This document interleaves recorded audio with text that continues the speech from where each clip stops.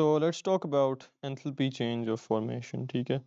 Let's talk about enthalpy change of formation.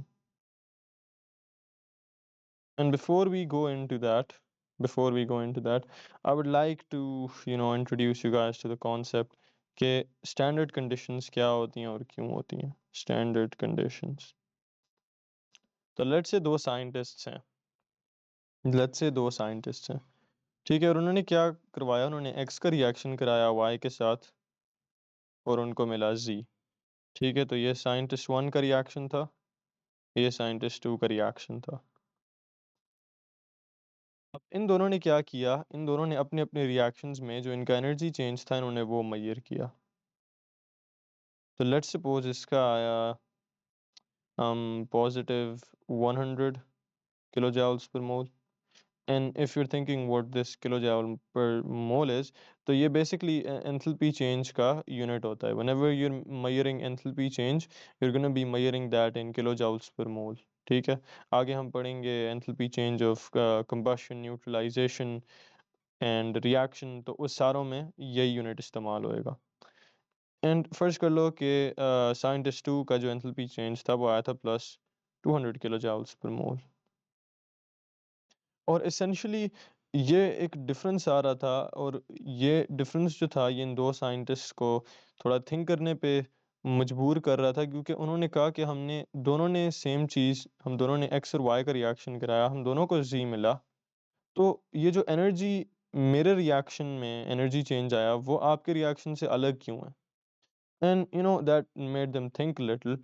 तो उन्होंने क्या डिड्यूस किया, उन्होंने बेसिकली इस पे इन्वेस्टिगेट किया, एंड दे फाउंड आउट कि उनकी जो रिएक्शन कंडीशंस थी they were not the same. Reaction conditions जो थी they were not the same. Reaction condition से क्या मतलब होता है? वेल मेनली कि रिएक्शन किस टेम्परेचर के ऊपर आपने करवाया है और किस प्रेशर के ऊपर आपने करवाया है. तो यहाँ पर जो कंडीशंस थी वो कुछ और थी as compare to the conditions over here, और उसकी वजह से इनके एंथैल्पी चेंजेस डिफरेंट आए. तो अब ये क्यों होता है? Well you can kind of understand it like this कि आपके पास दो कंटेनर्स हैं, एंड दो कंटेनर्स में आपके पास सेम अमाउंट है पानी का, बट द कैच इज कि आपने क्या किया है, आपने बेसिकली इस पानी को कम हीट प्रोवाइड की है, इस पानी को ज़्यादा हीट प्रोवाइड की है. तो आपको क्या लगता है कि किस जगह पर रिएक्शन जो है या जो पानी है वो किस जगह पर जल्दी इवेपोरेट हो जाएगा? क्या इस केस के अंदर या इस केस के अंदर? And the answer is pretty obvious in this case. क्यों? क्योंकि हमने ज़्यादा हीट प्रोवाइड किया या हमने टेम्परेचर ज़्यादा रखा हुआ है. क्यों? क्योंकि हमने बेसिकली आग को तेज़ किया हुआ है.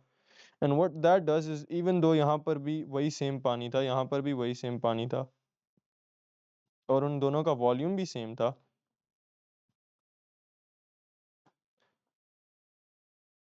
फिर भी हमें डिफरेंस देखने को मिला. और वो क्यों? वो इसलिए क्योंकि यहाँ पर कंडीशंस कुछ और थी, यहाँ की कंडीशंस कुछ और थी, और यहाँ की कंडीशंस कुछ और थी. तो what conditions do is conditions alter your enthalpy changes. तो अब फर्ज करो इन दोनों ने इस रिएक्शन के लिए एक एंथैल्पी चेंज डिसाइड करना था, कि लेट्स सपोज इन्होंने रिएक्शन करा लिया, इनको पता चल गया कि एक एंथैल्पी चेंज आ गया, अब ये उसको जाकर अपनी बुक के अंदर नोट डाउन कर सकते हैं. ठीक है, तो इन्होंने क्या किया, इन्होंने अपनी बुक के अंदर इस एंथैल्पी चेंज को नोट डाउन कर दिया, ताकि इनको बार बार ये रिएक्शन ना कराना पड़े, सिर्फ ये देखने के लिए कि इसका एंथैल्पी चेंज क्या आ रहा है. तो अब इसमें से मुझे बताओ, क्या इसका एंथैल्पी चेंज बुक में नोट होएगा या इसका नोट होएगा? तो उन्होंने कहा यार ये तो मसला हो गया, क्योंकि हमारी वैल्यूज ही डिफरेंट आ रही हैं. तो what they decided to do was they were like, okay, let's set some standard conditions. Oops. They were like, let's set some standard conditions for the temperature and pressure. तो उन्होंने कहा कि क्यों ना हम टेम्परेचर और प्रेशर को कह दें कि हमारा टेम्परेचर जो है वो 298 केल्विन होएगा, और हमारा प्रेशर जो है वो 101 किलो पास्कल होएगा. ठीक है, हम सारे रिएक्शंस इस स्टैंडर्ड कंडीशन के ऊपर करवाएंगे, और फिर उस स्टैंडर्ड कंडीशन के ऊपर जो एंथैल्पी चेंजेस आएंगे हम उनको देखा करेंगे, हम उनको बुक में नोट डाउन किया करेंगे, और ये हमारे कंपैरिजंस को ज़्यादा फेयर बना देगी। And everyone was like sure. तो उन्होंने क्या किया कि ये स्टैंडर्ड कंडीशंस अपने लिए सेटअप कर लिए। अब ये जो स्टैंडर्ड कंडीशंस हैं ये आपके सिलेबस का एक बहुत इंपॉर्टेंट पार्ट है और आपको ये याद होने चाहिए। So this is your value for temperature and this is your value for pressure. और 298 केल्विन अगर आपको नहीं पता कि सेल्सियस में कितना होता है तो इट्स 25 डिग्री सेल्सियस।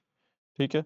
और ये जो हमारा है ये बेसिकली हमारा जो रूम टेम्परेचर के ऊपर प्रेशर होता है, जो एटमॉस्फेयर हमारे ऊपर लगा रहा होता है, ये वो वाला प्रेशर है।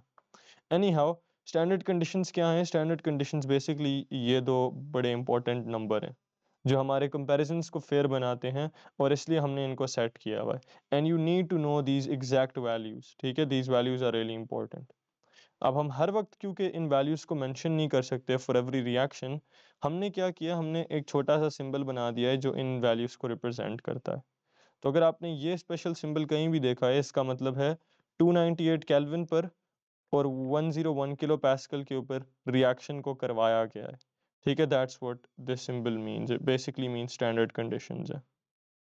तो with that in mind let's jump on to the enthalpy change of formation और वो क्या होता है। तो हमें पता है हम एंथैल्पी चेंज को डेल्टा एच से रिप्रेजेंट करा रहे होते हैं। ओके, हमें पता है हमने स्टैंडर्ड कंडीशंस भी रख दी हैं, तो हमने स्टैंडर्ड कंडीशंस का सिंबल ऊपर लगा दिया है। एंड क्योंकि we're going to be talking about enthalpy change of formation, तो हम फॉर्मेशन के लिए F लगा देते हैं यहाँ नीचे। और essentially ये हमें क्या बता रहा होता है, इसकी हमने एक डेफिनेशन इसको हमने एक डेफिनेशन असाइन किया, और वो हमने कैसे असाइन किया कि हमने कहा है, हमने कुछ रूल्स रखे हैं। हमने कहा है कि सब 1 मोल प्रोड्यूस होना चाहिए, 1 मोल प्रोड्यूस होना चाहिए किसी भी सब्सटेंस का। ठीक है, 1 mole of a substance must be produced। ठीक है, must be produced and at the same time उसको प्रोड्यूस करने वाले रिएक्टेंट्स क्या होने चाहिए? They must be the elements. इससे क्या मतलब है मेरा? इससे मतलब मेरा ये है कि लेट्स सपोज अगर आपके पास कार्बन डाइऑक्साइड है, तो कार्बन डाइऑक्साइड बहुत सी चीज़ों से प्रोड्यूस हो जाता है। ठीक है, हो सकता है आप एक कंपाउंड एक्स को रिएक्ट कराओ कंपाउंड वाई के साथ, और उनके रिएक्शन में आपको CO2 मिल जाए, और साथ कोई तीसरी चीज़ भी मिल जाए जिसको हम कह लेते हैं हमारा कंपाउंड Z। ठीक है, हो सकता है आपके सी और कंपाउंड ए और बी को रिएक्ट कराओ, उसमें भी आपको CO2 मिल जाए, और साथ आपको C और D भी मिल जाए, कोई रैंडम कंपाउंड्स। बट ये हमारे एंथैल्पी चेंजेस ऑफ फॉर्मेशन नहीं होंगे। क्यों? क्योंकि यहाँ पर जो रिएक्टेंट्स थे वो एलिमेंट्स नहीं थे। ठीक है, इधर जो रिएक्टेंट्स थे इन दो केसेस में वो एलिमेंट्स नहीं थे, वो एक कंपाउंड था, इधर भी एक कंपाउंड था, और ये ए और बी भी कोई कंपाउंड थे। और दूसरी बात, उनको सिर्फ CO2 प्रोड्यूस करनी चाहिए। यहाँ पर वो कुछ और प्रोड्यूस कर रहे हैं, यहाँ पर भी वो कुछ और प्रोड्यूस कर रहे हैं, यहाँ पर भी सिर्फ CO2 प्रोड्यूस नहीं हो रही। ठीक है, तो हमने दूसरी शर्त क्या रखी है? हमने दूसरी शर्त ये रखी है कि जो रिएक्टेंट्स हैं जो रिएक्टेंट्स हैं those must be the elements in the product. And उसका क्या मतलब है? उसका मतलब है कि अगर फर्स्ट कर लो CO2 एक प्रोडक्ट है, तो इसके रिएक्टेंट्स जो हैं वो क्या होने चाहिए? वो कार्बन और ऑक्सीजन होने चाहिए। एंड यू कैन सी कि carbon is an element and so is oxygen. You can not put a compound over here reacted with another compound इनसे कि हमारा CO2 प्रोड्यूस हो गया, और इस रिएक्शन में हमारा जो एंथैल्पी चेंज आया वो हमारा एंथैल्पी चेंज ऑफ फॉर्मेशन है। ठीक है, you can not do that क्योंकि आप इस रूल को ओबे नहीं कर रहे होगे। तो ये जो दो रूल्स हैं these are really important, and obviously standard conditions के अंदर ये रिएक्शन हो रहा होगा, वो हमने उस छोटे सिंबल से रिप्रेजेंट कर दिया है। अब इसकी एक प्रॉपर डेफिनेशन है, ऑब्वियसली ये उस डेफिनेशन का एक शॉर्ट फॉर्म है जो मैंने यहाँ पर लिखा हुआ है, but that definition is going to be in your book. तो आप लोग वहाँ से देखकर and you can learn that definition because you will be tested on that. तो let's use this definition right now. ठीक है, लेट्स यूज़ दिस। और ये एक सिनेरियो में कैसे यूज़ होएगी, फ़र्ज़ करो मैं आपको कहता हूँ मुझे एक इक्वेशन बना कर दो जो क्या करे, जो रिप्रेजेंट कर सके किस चीज़ को, एंथैल्पी चेंज ऑफ फॉर्मेशन को फॉर लेट्स से Fe2O3। तो how are we gonna do that? Well, हमारे पास हमें ये पता है कि एक प्रोडक्ट है जो बनेगा Fe2O3। At the same time हमें ये भी पता है कि उसका 1 मोल प्रोड्यूस होना चाहिए। Okay, and at the same time हमें ये भी पता है कि यहाँ पर जो रिएक्टेंट्स होने चाहिए वो क्या होंगे, वो बेसिकली इस कंपाउंड के एलिमेंट्स होंगे।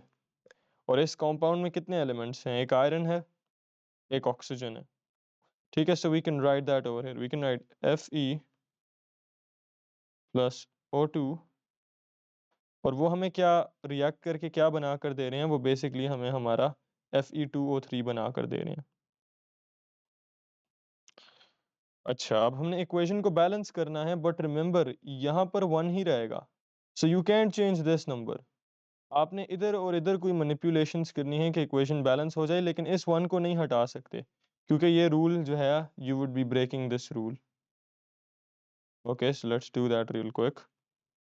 हम क्या करते हैं, हम अगर 2 को किस चीज़ से मल्टीप्लाई करें, यहाँ पर 2 को किस चीज़ से मल्टीप्लाई करें कि वो इस 3 के बराबर हो जाएगा। तो अगर हम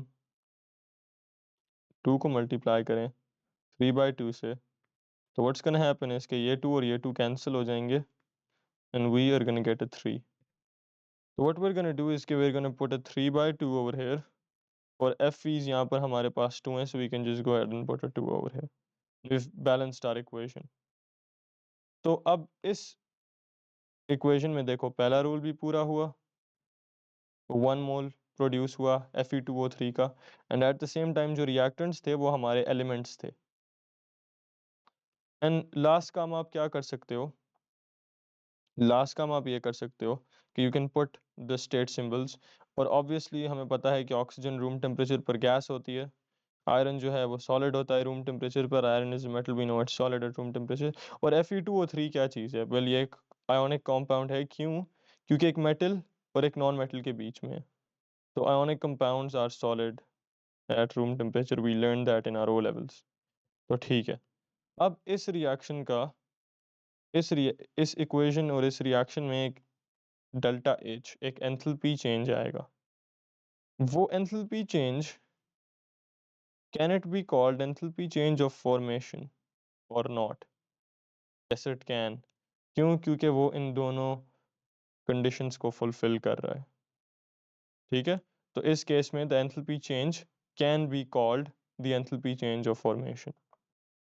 and let's see another example. तो हम क्या करते हैं, हम बेसिकली एक इक्वेशन बनाते हैं for a compound let's make it for carbon dioxide. और हमने क्या करना है, हमने इसके एंथैल्पी चेंज ऑफ फॉर्मेशन के लिए एक इक्वेशन बनानी है। तो वी कैन पुट और CO2 ओवर हेयर, और हमें पता है कि इसका 1 मोल होना चाहिए। ठीक है, that's the rule number 1।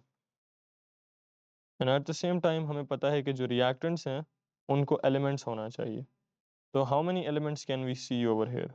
We can see carbon and we can see oxygen. ठीक है, so we can take carbon over here, we can take oxygen. And इस केस में हमें इक्वेशन बैलेंस करने की भी ज़रूरत नहीं है क्योंकि वो ऑलरेडी बैलेंस्ड है। ठीक है, so we can do is we can go ahead add our state symbols. हमें पता है कार्बन डाइऑक्साइड रूम टेम्परेचर पर गैस होती है, ऑक्सीजन भी गैस है, and carbon is in its graphite या अदर फॉर्म्स जो सॉलिड होती हैं। तो देयर वी गो। अब इस रिएक्शन में हमारे पास एक एंथैल्पी चेंज आएगा and that can be called our enthalpy change of formation. Why? क्योंकि कंडीशंस फुलफिल हो रही हैं, 1 मोल प्रोड्यूस हो रहा है और रिएक्टेंट्स के थ्रू प्रोड्यूस हो रहा है। ठीक है ना। ऑब्वियसली हमने स्टैंडर्ड कंडीशंस शुरू में रखी थी। ये रिएक्शन हमने कराया था 101 किलो पास्कल्स के ऊपर and at the same time हमारा टेम्परेचर था 298 केल्विन। तो what I want you guys to know over here is कि you can do some cool things with this and what those are is कि essentially let's say आपने x plus y को react कराया और आपको एक compound मिला z, ठीक है, you got 1 mole of z और x and y are essentially, yeah, actually to make it easy for you guys, so मैंने x और y को रिएक्ट कराया and you got x y, ठीक है, and you got 1 mole of it and let's say standard conditions भी थी इधर, so that was kilopascals and 298 Kelvin। और अब हुआ क्या, you got an enthalpy change of formation over here और उसकी वैल्यू आपके पास थी positive 100 kilojoules per mole। Now what you can do with this, what you can do with this is something really cool। ये हमारे क्या थे, ये हमारे एलिमेंट्स थे। अब लेट्स सपोज मैं इसी रिएक्शन को इधर नीचे लिख रहा हूँ, बट मैं क्या कर रहा हूँ, मैं यहाँ पर जो नंबर ऑफ मोल्स है ना मैं उसको कर देता हूँ 10, ठीक है, मैं कर देता हूँ 10xy। तो कैन यू गेस, और ये भी 101 किलो पास्कल्स के ऊपर था एंड 298 केल्विन के ऊपर था। तो कैन यू गेस कि यहाँ पर जो एंथैल्पी चेंज आएगा वो क्या होगा। तो that enthalpy change is going to be ये वाला एंथैल्पी चेंज टाइम्स 10, ठीक है, and that is equal to 1000 kilo joules per mole. तो what you can do essentially इसके, आप इस इनिशियल चीज़ को यूज़ करके, इस initial enthalpy change of formation को यूज़ करके आप क्या कर सकते हो, आप डिफरेंट रिएक्शंस का एंथैल्पी चेंज निकाल सकते हो, गिवन दैट कि वो रिएक्शन इन्हीं सेम एलिमेंट्स इसी सेम प्रोडक्ट को बना रहे हो और कंडीशंस भी सेम हो। तो लेट्स सपोज यही एलिमेंट्स थे और उन्होंने क्या किया, उन्होंने प्रोड्यूस किए 5 मोल्स ऑफ एक्स वाई और यही कंडीशंस थी। तो यहाँ पर अगर आपने इसका एंथैल्पी चेंज फाइंड करना हो, तो since you already know the enthalpy change of formation, you can multiply that bye 5 और आपके पास यहाँ पर आंसर आ जाएगा 500 kilo joules per mole. And so यहाँ पर जो नंबर चेंज होता रहेगा इधर, what you can do is you can keep on multiplying that number with your enthalpy change of formation और आपको आपके जो न्यू रिएक्शंस हैं, जिस तरह ये न्यू रिएक्शन था और ये न्यू रिएक्शन था, आपको उनकी एनर्जी चेंजेस पता चलती जाएंगी। And I want you guys to know something over here. इसके देखो, आपने ये नहीं देखना कि x और y के साथ क्या लगा हुआ है। x और y के साथ हो सकता है यहाँ पर कोई और चीज़ लगी हो, ठीक है, let's put a random number over here, let's say यहाँ पर 100 हो, लेट्स से इसके साथ भी 100 हो, बट आपने इनको नहीं देखना, ठीक है, आपने देखना है एक्स वाई के साथ कितने मोल्स हैं, because initially that's how we were defining it, right. हम कह रहे थे कि 1 मोल्स हैं, 1 मोल प्रोड्यूस हो रहे हैं एक सब्सटेंस के। तो अगर 1 मोल से ज़्यादा प्रोड्यूस होंगे, लेट्स से यहाँ पर 10 मोल्स प्रोड्यूस हो गए, तो आप क्या करोगे, आप बेसिकली इस इंथैल्पी चेंज ऑफ फॉर्मेशन को, सिंथाल्पी चेंज ऑफ फॉर्मेशन को 10 से मल्टीप्लाई कर दोगे, ठीक है। आपने ये नहीं कहा था कि रिएक्टेंट्स के कितने मोल्स हों, ये बात याद रखना। आपने जो सब्सटेंस प्रोड्यूस था, आपने उसके मोल्स की बेसिस के ऊपर इंथैल्पी चेंज ऑफ फॉर्मेशन को बनाया था, उसको डिफाइन किया था। तो you are not gonna care कि यहाँ पर क्या चीज़ है और यहाँ पर क्या चीज़ है, यू आर गोना केयर कि यहाँ पर क्या चीज़ है। तो लेट्स सपोज यहाँ पर Fe प्लस O2 जो हैं वो रिएक्ट करके बनाते हैं 5Fe2O3। तो हाउ दैट्स गोना चेंज, इसके फिर यहाँ पर हमारे पास 10 आना पड़ेगा और यहाँ पर हमारे पास 15/2 आ जाएगा। तो अगर अब मैं आपको कहूँ कि इसका एंथैल्पी चेंज मुझे बताओ कि क्या है, तो आपने इस नंबर और इस नंबर को नहीं देखना है, इस नंबर और इस नंबर को, because that's not, those aren't the numbers. इन इस नंबर और इस नंबर को आप यूज़ नहीं कर रहे एंथैल्पी चेंज ऑफ फॉर्मेशन को डिफाइन करने के लिए, आप इस नंबर को यूज़ कर रहे थे। ठीक है, आपने कहा था 1 मोल होना चाहिए प्रोड्यूस्ड सब्सटेंस का, और अब हमारे पास उसके 5 मोल्स हो गए हैं। तो what we can do is we can go over here और फर्ज कर लो यहाँ पर हमारे पास वैल्यू आई थी +10 kJ/mol। तो what you can do is you can simply multiply 10 by 5 and you're going to get 50 kJ/mol, और वो आपका एंथैल्पी चेंज आ जाएगा फॉर दिस रिएक्शन। तो that's something you can do using your enthalpy change of formation. और आप एक और चीज़ क्या कर सकते हो, आप एक और चीज़ ये कर सकते हो कि let's suppose let's take xy again, you reacted x with y and you got xy, of course 1 mole of xy। और फर्ज करो कि यहाँ पर जो एनर्जी चेंज आया था आपका,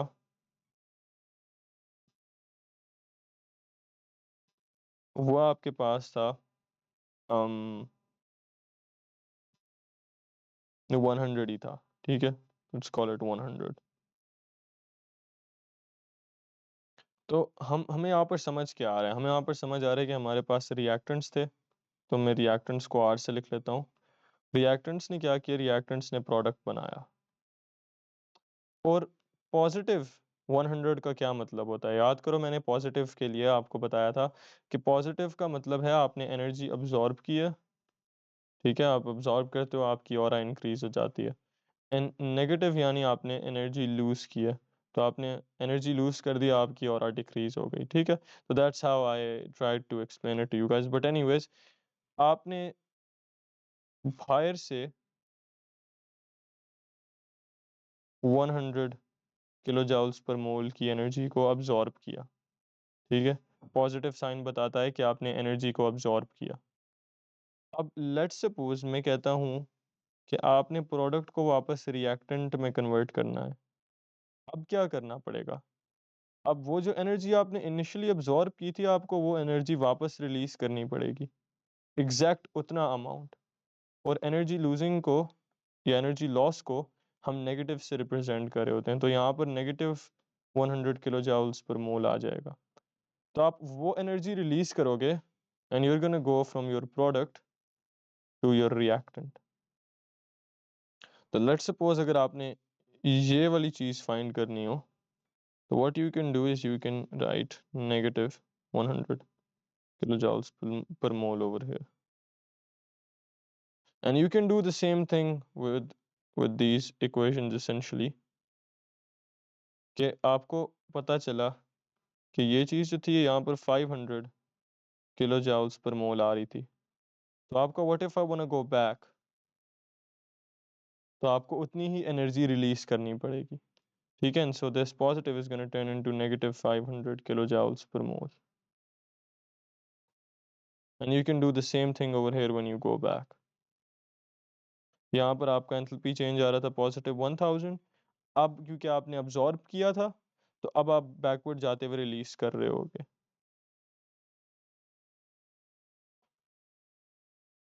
एंड लेट्स से कि आपने फॉरवर्ड जाते वक्त एनर्जी रिलीज की थी बाहर। ठीक है, तो your sign was let's suppose -100 kJ/mol जब आप रिएक्टेंट से प्रोडक्ट में गए। तो पहले आपने एनर्जी रिलीज की थी -100। अब जब आप वापस जाओगे, अब आपको उतनी ही एनर्जी अब्जॉर्ब करनी पड़ेगी। ठीक है, तो जब आप वापस जाते हो ऑपोजिट प्रोसेस होता है, तो अब आपको उतनी ही एनर्जी अब्जॉर्ब करनी पड़ेगी।